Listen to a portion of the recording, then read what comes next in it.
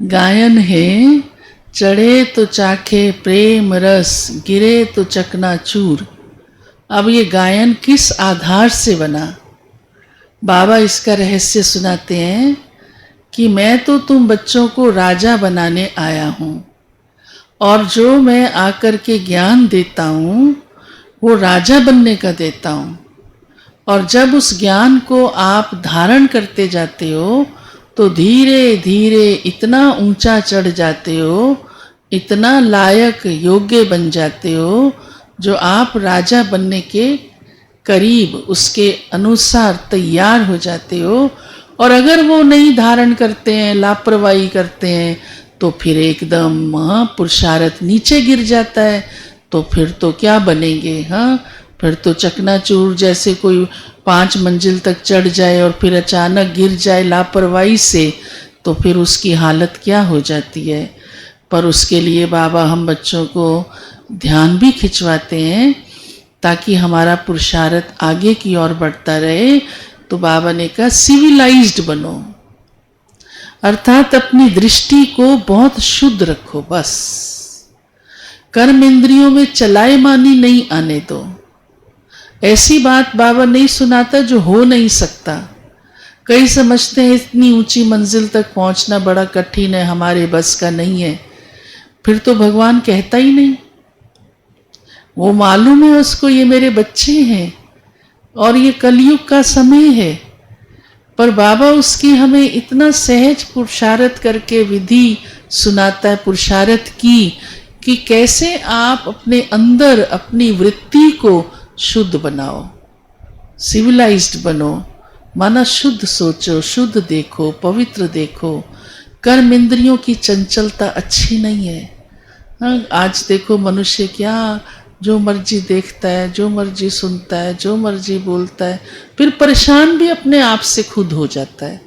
तो फिर अच्छा तो ना हुआ ना, तो गिरावट ही हुई ना। इसलिए बाबा कहते ये देखते चलो मेरे से कोई ऐसी भूल तो नहीं हुई है। बस तो उस भूल को हम सहज सुधार सकते हैं। फिर बाबा की याद से हमको शक्ति भी मिलती है। तो बाबा ने आज कहा है कि अशरीरी बनने का अभ्यास करो, जिसको सुन्न अवस्था, माना एकदम डिटैच, देह से न्यारी अवस्था।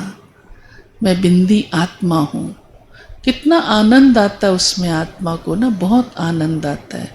सुन और कुछ नहीं कि कोई शरीर छूट जाएगा, माना एकदम शांत डीप, शरीर का कोई प्रभाव आत्मा के ऊपर नहीं, कहीं भी बुद्धि योग भटके नहीं।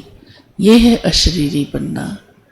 तो बाबा ने ये भी कहा है कि कदम कदम पर अपनी जांच रखते चलो तो ऐसी अवस्था सहज बन जाएगी, आप अपनी मंजिल तक भी पहुंचते जाएंगे।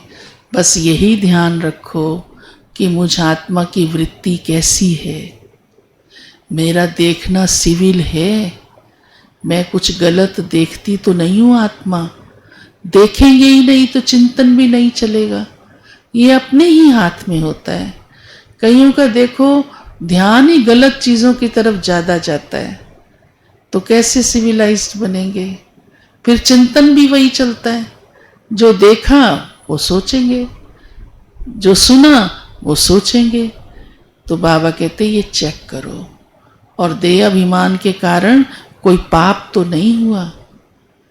साथ ही बाबा हम बच्चों को सेवा की बात भी सुनाते हैं कि ज्ञान रत्नों को धारण भी करते जाओ, और बाबा की याद से ज्ञान एक तलवार है जिसमें जोहर आ जाए, अर्थात उस ज्ञान का प्रभाव सब पर पड़े, उनका भी जीवन बन जाए, तो वो जोहर आता है बाबा की याद से।